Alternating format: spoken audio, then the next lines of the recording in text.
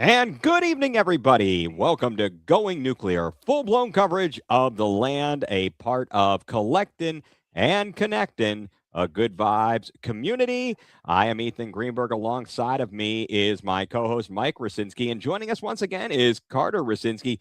Carter, that's a nice sweatshirt. I like that. Thank you. Excellent choice. An Christmas excellent choice. present, wasn't it? Yeah.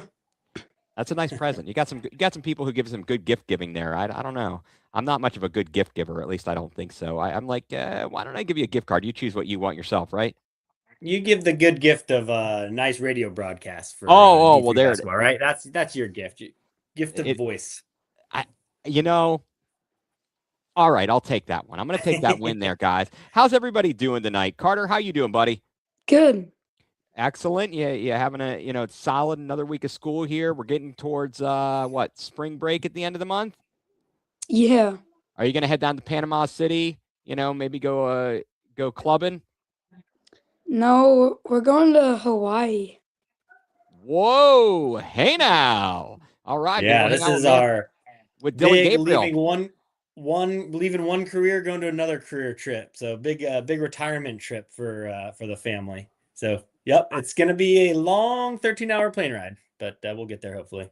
Well, you'll fly if you need to. You'll just take Yeah, over, right? if needed, right? Yeah, If yeah, needed. Now, are you going to be critiquing the pilot? 100%. That's what we do every time. Okay, good. You need to hold them accountable. I want to make sure you have to talk to all the flight attendants, make sure that they are in line with the beverage cart, etc. Making sure they're giving the instructions. The exits are here and here and here. You know, be sure to take care. Be sure to put on your own mask before helping There others. you go. See, you got a second career ready for you too. I do. I Well do. lined Hey, up. wait a Yeah. second. The key is, can I say bye bye, bye bye. There you go. If you're old enough to remember that Saturday Night Live skit, you're middle aged like us. I So, am, yes. yeah, good times there. Well, first of all, just want to, of course, thank Paulie Campione for having us part of Collecting and Connecting, and let everybody know tonight 8:30. Check out an all new Collecting and Connecting. If you're following the Collecting and Connecting YouTube page, that's where you're watching us. Be sure to check them out at 8:30. They have guest, I guess, Levi Dobrinsky on there tonight. So let's talk. What shall we talk first, Mike? Shall we talk little Cavs? They're about to be on. There's not much going on with the Browns, but so what? And Carter, you're wearing Cavs gear. I mean, what? Uh-huh. So I think so we got to go that way. Yeah. Yeah, I especially with the game tonight. yes, absolutely. We are going to let them know because it's I think we should let everybody know.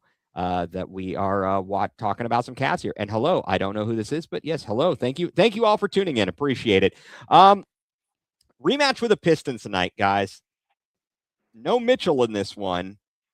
He is dealing with a groin injury, according to Brian Windhurst earlier this week when he was on with the fellows on ESPN Cleveland. He was discussing that it's possible, or maybe it was even at the end of last week, that he may not play tonight, because if he doesn't play tonight, we've got 4 days off after this. Gives him a nice 10-day rest. James Harden, Keon Ellis, both dealing with some broken fingerage. I guess Dean Wade's going to be playing tonight.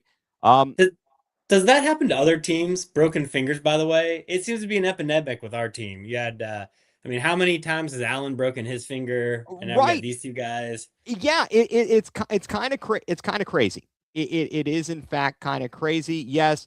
Yes. Hello there. Yes. Thank you for tuning in, everybody. I don't know. I mean, I know when I played basketball in my youthful days, which I can't do anymore because I am old and I get winded very easily. I had a propensity for jamming my finger. I don't even know how these guys ended up breaking fingers. I'm just glad that for both of them, it's not on their shooting hands. Yeah. But I guess first of all, like, what did you think of the game against the Pistons on Friday night? In terms of just how they were able to play without, no Mitchell, no Harden, no Wade. I mean, it was like kind of a skeleton crew. Yeah. And it was in Detroit too. And there's a pretty raucous arena. It just shows how adaptable this team is. Does it have something to do with Harden coming in and able to be, have that veteran presence and organize the team a little bit? I wonder if that how much of a role that plays, but it was nice to see this scrappy crew play. And I mean, honestly, they should have won the game. I'm sure we'll talk about the rest at some point, but whether with or without the missed calls, they should have won the game. But yeah, it was encouraging. It was a fun game to watch. It was encouraging to see them play that well with all those guys missing, which I wasn't expecting at all. Right. I mean, you look at it. Here's the rotation. So it was Allen Mobley, Schroeder, Maryland Tyson were your starters. Tomlin, Bryant, Craig Porter Jr., and Tyrese Proctor off the bench. They did, and Keon Ellis couldn't play either because of his finger, and Larry Nance didn't get. He was glued to the bench. Yeah. I mean, I don't know. I thought it was a great performance. It was a gutsy performance. They're continuing to play well. I'm encouraged that Jared Allen continues to be engaged. That is And great to see. Yes. he is a key. And they can't forget about him. I mean, when Tim came on with us, he talked about how Coach Kenny told him, dude, we need this all the time. Basically, I'm paraphrasing here, obviously, but it's tough when you don't have this lineup, your full complement of players on the regular. And I think they said, like, the other day, with whatever lineup it was going to be essentially in their 62nd game, it was their 31st different starting lineup. And that's just unbelievable. That is just unbelievable. I mean, Carter, we went and we got to see the Cavs up close and personal. At least, I know we all did once. I don't know if you guys have been to any more games, but I mean, have you been watching them? What do you think about their how they're playing these days, and the acquisition of James Harden and Ellis and Schroeder? I think they've actually been playing really well from what they were expected to, like from the trade of like Darius Garland to Harden. But yeah, they've been playing really well than like they were expected to. Right. It's nice to finally have them come into some form here, even though it's still it's tough. It's tough sledding, and I mean, I don't know It, what I'm just at a loss sometimes with well, them. what I feel bad about this game and then the game against Milwaukee was Schroeder, and the reason I say that he had good games in both of them, and he had chances to win or tie in both games. It was him with the ball at the end of both games, and he missed one layup at the end of the Milwaukee game, and Allen was a half a second too late to put it back. And then he had a chance to win it in Detroit after the, three free throws that they Oh got. my And gosh. he had like, what, 4 seconds to drive and he just lost the ball and went into overtime at that point. So you just think, I guess that's what really differentiates the superstars from just the really, really good players. The superstars close out the games. They're the ones that make these shots. And then you have these really good players that we have on our team, but they just can't, they don't have that, I don't know, killer instinct or Well, they just can't get it, well, to the finish line. there's a different level. There's like a Yeah. guy who could be like a key every day. He is a rotation player. He's a starter versus an all-star versus like all NBA. There are various levels, and I think Yeah. Dennis Schroeder, he is great. I love that acquisition. Absolutely. He and Yep. Keon Ellis have been absolutely amazing, and really that's some great stuff there. Was it in? I don't even know. My brain is I'm thinking about so many games I've watched recently, and I mean, and thinking about bad officiating, Oh, yeah. and We definitely need to go there. I can't remember if it was in a Cavs game that there was like a 5-point swing when there should have been a goaltending call, like as it went off the backboard, and then they came down and hit a three. I can't recall if that may have been. I'm losing track of it because it's so bad. It's so bad. Like, yeah, I mean, the Cavs should have won the game anyways, but the officiating definitely cost them that game. The 2 minute report came out, as I know you saw too. Four missed calls in the last 2 minutes in overtime, and three of them went against the Cavs, and they're big ones too. It was the Allen fouling out, which, we were watching that live, and we even said that was a clean block. You had the Merrill 3-pointer where he should have been fouled, which would have tied up the game if he would have made all 3 of those in the last few seconds of overtime. And then I can't remember what the third one is either, but it was, even those 2 would have tilted the game in the game. And then think of this. So those were 4 bad calls in the last 2 minutes in overtime, and then the Cavs won 2 challenges. So that's at least 6 bad calls that the refs made. Now there better be. I'm gonna be going nuclear early here, but they better be repercussions for this. Do the refs get fined or rated or something? Because that's awful. That decides the game right there. It does, and that's my whole issue. Is one, I think you want consistency, but you also don't want consistently bad. If you're Right. going to miss, you can't miss calls like that. And if you're going to publish it, I don't know. Is the idea to publish it simply so that people can look at it and say, oh, okay, they're being transparent, that they acknowledge they made a mistake or they did get the call, whatever it is. It doesn't make me feel any better unless None. you're going to go back and fix the result and replay it. What's the point? So why can't, baseball is coming up with this automatic ball strike system, series of cameras that are so precise, it knows exactly if a ball's in a strike zone or not. Why can't you do something like that with the NBA? Like throw up 50 cameras around the arena, some kind of AI algorithm that can tell you if if a foul's been had or not. I think we're technologically advanced now, or the ref could just go over and ask ChatGPT, did Allen get the hand or the ball? And ChatGPT would look at the cameras and let Well, them right. know. I think so. Well, look, if you watch international soccer, you know with the VAR, the video assisted replay, they've got the sensors, and Yeah. and then you've got goal line technology. But I know who's Carter. You're going to create the technology, right? You're gonna perfect it. Yes, sir. Yeah. Okay. So Carter, you do play basketball. How frustrated is it playing when you think you have refs that miss calls as you're playing? Do you shake it off? Does it linger? Like how is it when you're actually in the game and something like that happens? I mean, like, if you lose because of it, yeah, it sucks, but I feel like either way, it sucks, but it sucks even more if you lose because of it. Yeah. So just what happened to the Cavs essentially against Detroit last game. Yeah. Mike, I feel bad because I think they're the Cavs now. Is it kind of a carryover from the Browns that your frustration is starting to spill over? I think we need to have an intervention here Probably. because you're getting tired and frustrated being a Cleveland fan, Yes. and so let me ask it this way, because this is the way I kind of look at it.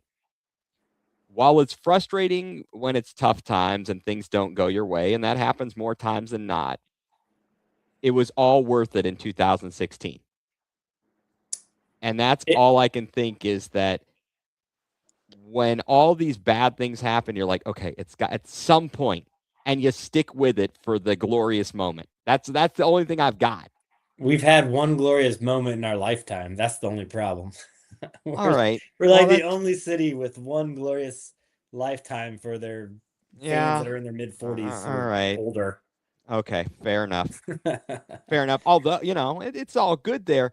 So yeah, is it more in a game like the Cavs had, right? Against the Pistons? Is it more upsetting when the Cavs are in a game? Like, I didn't expect them to even be in the game. Yeah, agreed. Yet they're in it and they lose versus if they had just gotten their butts kicked as we kind of expected, which is more upsetting. Carter, what do you think? Like, would you rather them just have gotten their butts kicked, or is it more upsetting that you're like, well, now you got me invested in the game and then you lose? Um, I'd honestly rather just be like blown out because like you never had a hope and you weren't expecting a win. So There it like is. it's just like not worth your time and you can turn it off Yes. whenever, but when it's close and you lose, it's like I just wasted all that time watching just for them to lose a really close game that they should have won. Exactly. Mike, what do you follow Well, the same philosophy as this young philosopher? this is a hard one because I do know the way that any Cleveland team loses is usually in the most heartbreaking fashion ever. So I'm just used to I'm invested in the game and then I get sorely disappointed, which I guess has made me numb to it, which is good because it makes it easier to swallow. And I guess we're more resilient because of that. Um, but I don't know. I guess I'd rather, it's almost like would I rather watch that Oklahoma City Cavs game where it was like 25-3 and I was like ready to Right. turn it off, or the Pistons game where it was actually kind of fun to watch. I had more fun watching the Pistons game, even though both were losses. So I guess I would rather watch the close ones. Yeah, I don't know. I'm more frustrated watching the close ones. But you're right. I'd rather watch it than to get them just completely creamed. I mean that's Yeah. so frustrating. I mean that Friday night, I went into Friday night going, this is going to be a doubly bad evening, and the Cavs almost salvaged it. Unfortunately, Kent State, Mm. like, just they look like the redheaded stepchild, to Akron, and I'm very very upset about this. Well, for both teams, it only matters in the playoffs. In We the just got to tournament, get yeah, one in the playoffs for Kent and for the Cavs. that's right. That is correct there. Um, in the Eastern, so right now, I mean, I know the Cavs are on right now. They're off to a good start here. Looks like I'm looking at 9-2, so somewhere Yep. thereabouts for the score. Um, Good, and that is good to see. Let's see if they can pour it on. I know that the players, apparently, reports coming out of the locker room, they're saying, yeah, Detroit, nah, we're not afraid. We're not, you know, uh, we're not worried about you.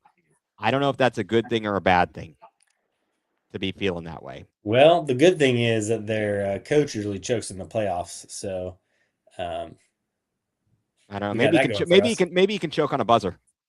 Yeah, yeah. And yes, and okay, okay. This is a great question because Mike in the UK, thanks for tuning in. Can Akron please end Miami of Ohio? If it does end up being Akron and Miami of Ohio in the conference title game, are you rooting? Are we pulling for Akron? No, no, Are we never. are we rooting against Miami? So there's two schools of thought here. The MAC never gets two teams in. So if Right. Miami makes it to the finals and they lose, they're probably still in, and whoever wins is still in. It'd be great to see two MAC teams in. On the other hand, in the school of thought that I go with, I just hate Akron, so I just want them to lose. And especially with how Kent has fared against Akron lately, That's it makes kind of me hate them more. That's a really, really strong point. I was in the school of I'm really angry with Miami because they act like they're God's gift to basketball right now, and they're skating by.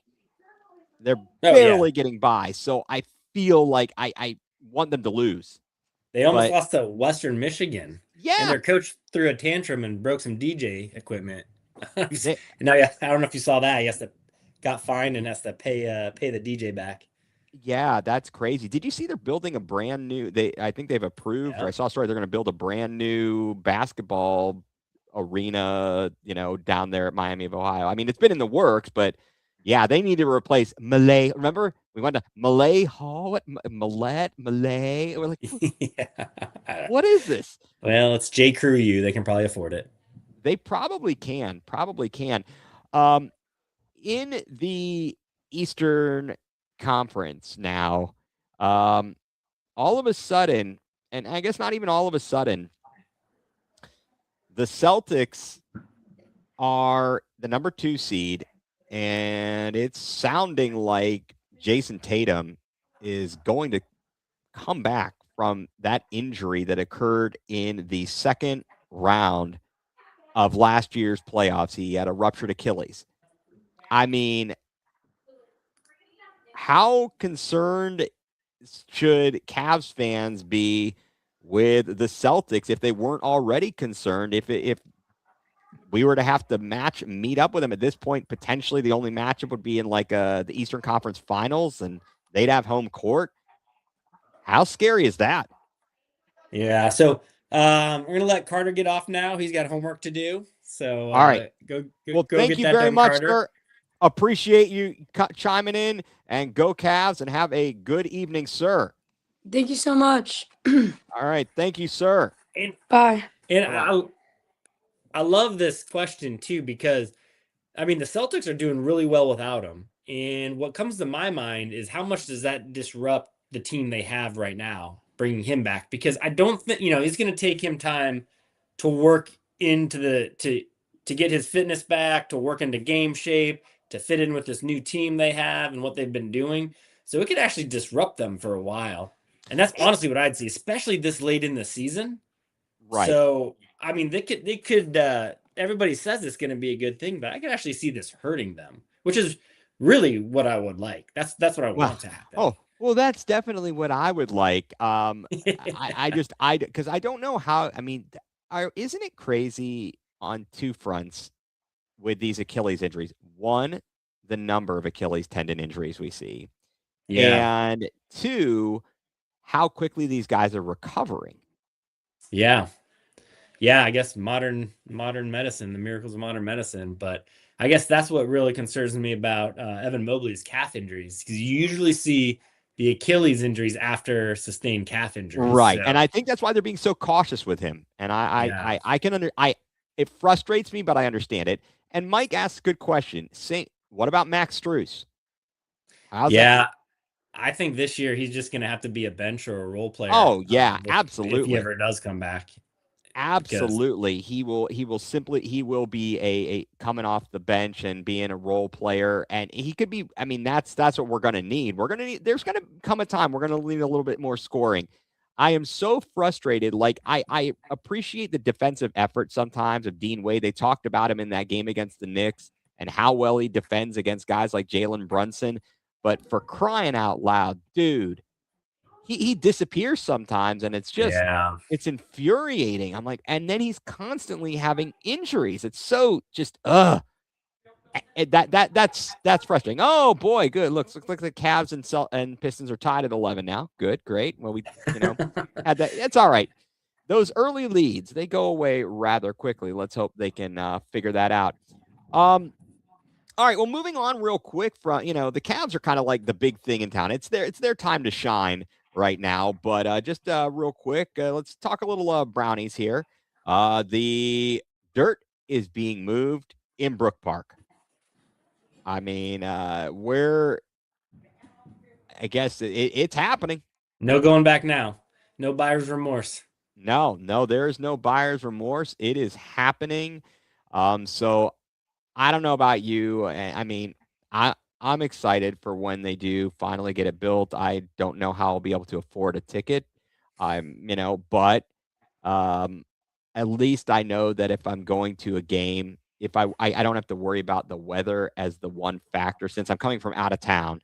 Theoretically, we've talked about it before. Mhm. That's just another. That's kind of like a thing, a minor inconvenience. Let's hope they have a good football team. Um, Yeah. Yeah, the bigger inconvenience. Yeah, it's like, are you excited or is it like, okay, why don't you go and win some football games first? Yeah. They got a few years to figure it out. Hopefully they'll They, have a quarterback by then, but I hope so as well. The draft is going to certainly be interesting. The draft combine, I don't know that I learned a lot out of that because, a lot of guys don't even participate anymore. I don't know what to make of Carnell Tate's 40 time. Maybe that makes him last to 6 or a little bit later if we go that route. The yeah. Browns made a trade with the Texans, one of our favorite trading partners, to get right tackle Titus Howard. Guys, like what? He's been in the league already for I think 7 years. I mean, what do you make of that move and how that shapes the offensive line and what they might potentially do in the draft? Yeah, I like it. Everything I read, he's an above average player, and they're addressing, I think, the number one need right now, which is offensive line. So I like it. Free agency is going to start here, I think, next week. Hopefully, we get a couple more big signings on the line, and then we can address the rest of the draft. So I think it's nice that they're starting now with trades. So I'm a big fan. You give them a fifth rounder. We gave up Who the we gave cares? up the Vegas we gave up the pick we got from the Raiders for Kenny Pickett. It's the gift that Kenny keeps on giving. Kenny Pickett for a starter on the line, I'll do that any day. I agree. I definitely agree because I think let's think about it. If you were to go and draft in the 5th round, kind of funny enough, Shador Sanders 5th round, but nevertheless, theoretically, Yeah, you're not theoretically. expecting a 5th rounder to immediately start, right? Right. Yes, So but yeah. I think that that's good. Let's see what else they do if they retain if Batonio decides to come back. That's certainly helpful. DeJuan Jones, maybe he's not penciled in at the tackle position, but certainly he's very good if he can stay healthy. Dude is a Yeah. beast.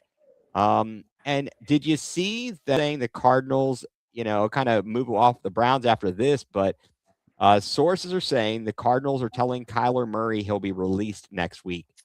If he was So affordable, would you consider the Browns? Would you want the Browns to consider going after him? if we could, I'd say yeah. I would like to. I would rather have the quarterback competition be him and Shador than Watson and Shador, which it sounds like it's gonna be. Right, we can't If get we rid of could the just guy. dump Watson, yeah, I'm all for it. I just hope it doesn't turn into another like 3 or 4-way quarterback competition. That's my only fear. Right, we can't have that. I mean, that's for sure. Can't have that. I would say if he is available for the right price, free agency, they're going to set the mark. Who other teams are going to set the market, and he's going to want a Yeah. lot of money. Unfortunately, as opposed to a trade potentially with the Cardinals, and under his current contract, I have no idea. So it may not be in the cards. No pun intended. Whatever happened to him, by the way? Like, how did he? I don't, obviously don't follow the Cardinals, but going from this unstoppable dual threat quarterback to where he is now, do you have any idea of how he fell so fast? Well, I mean, I was just reading that, reading up a little bit on his 7 seasons, and I mean, he only had one. They only had one playoff appearance in all 16 games in 2019 and 2020. Missed 3 games in 2021 and 6 in 2022 after he tore his ACL in December of that season. Then he returned for the last 8 games of 2023, played every game 2024, and then he only played 5 games last year with a foot injury, and then it was the Brissett Express. I mean, he's a small guy. He's slight. He has injuries, and So would we have two quarterbacks under 6 feet? Him and Dylan Gabriel?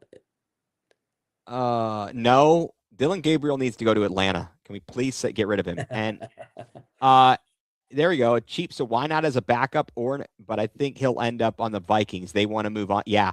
The Vikings, they definitely need a quarterback. So do and for them, so does Miami.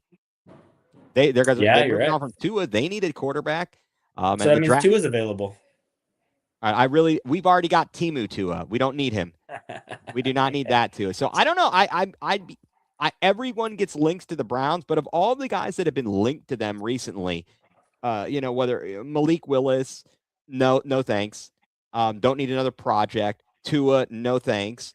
I don't know which other jabroni they've linked to us, but I'm like, no, don't talk to me about Ty Simpson. None of that. So, anyway, and they used a transition tag, the Colts did on Danny Dimes. Interesting stuff there. One last thing here. We'll go to before we go nuCLEar. Let's see. Oh, and that's the other thing.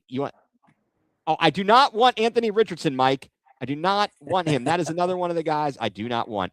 Talk a little Gardos. Spring training. They lose in the Cactus League today to the Dodgers.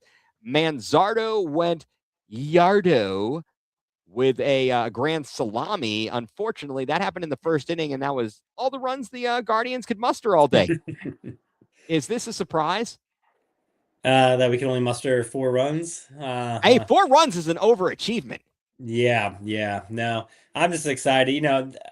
Spring training to me, I think it's zero indication of how the season's going to go. So I'm just happy they're down there playing ball, and we're like a month away from opening day, less than a month away now. I know. Very exciting stuff. We start out on the West Coast in Seattle and with those Dodgers. It seems like some guys that are hitting the ball pretty well are DeLauder, And if he stays healthy. Him and his low body soreness is frustrating. Yeah. Does Bo hit? Yeah, they say he has a revamped swing. We'll see. I've heard that before, but we'll see. Hopefully. Well, I mean, in the playoffs, he wasn't, or he wasn't horrible. After AB, apparently he had some tutoring allegedly with Mr. Albert, formerly Joey Bell. Oh, really? I didn't hear that. You did not? Yes, there was some scuttlebutt, some discussion that in fact he got a little lessonage from AB there. Not AB Laser Eyes in Berea, not that clown. But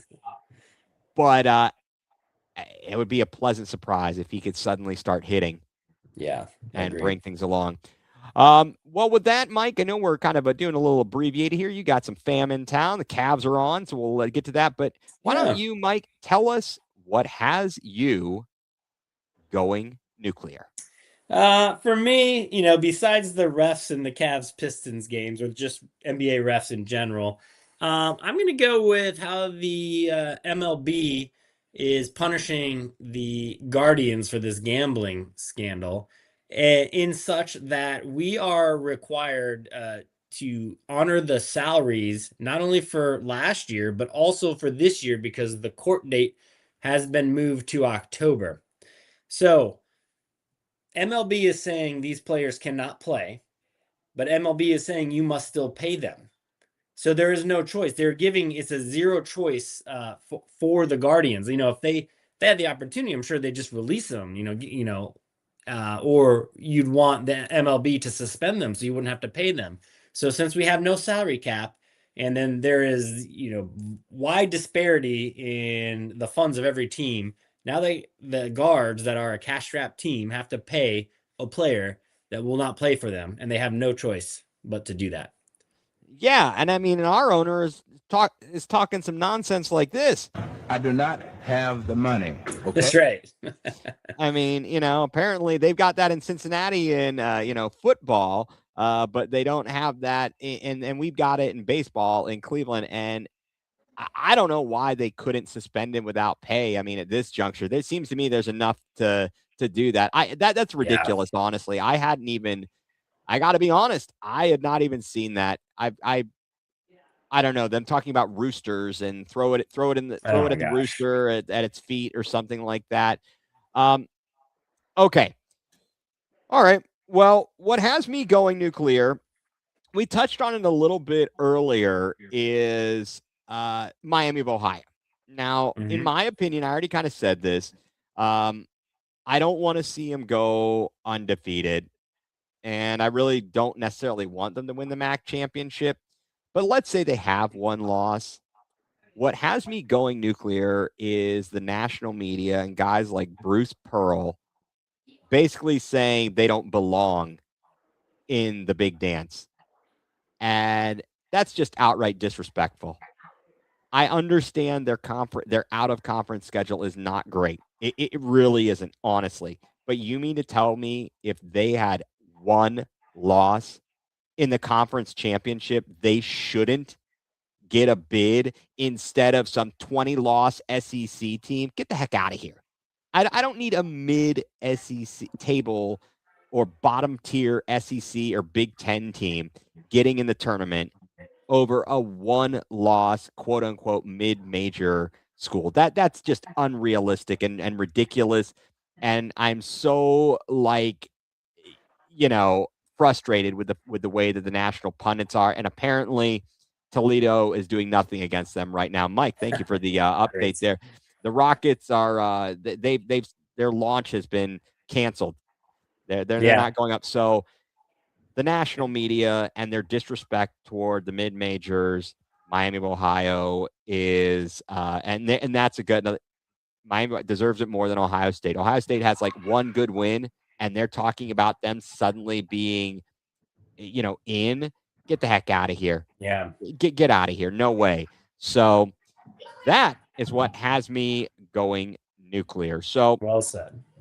All right. Well, thank you, everybody who tuned in. Thank you, Mike from the UK. Thank you, everyone who, commented. Really do appreciate that. Go enjoy the rest of the Cavs game and all your evening. Again, be sure to stay tuned. 8:30, an all-new episode of Collected and Connectin'.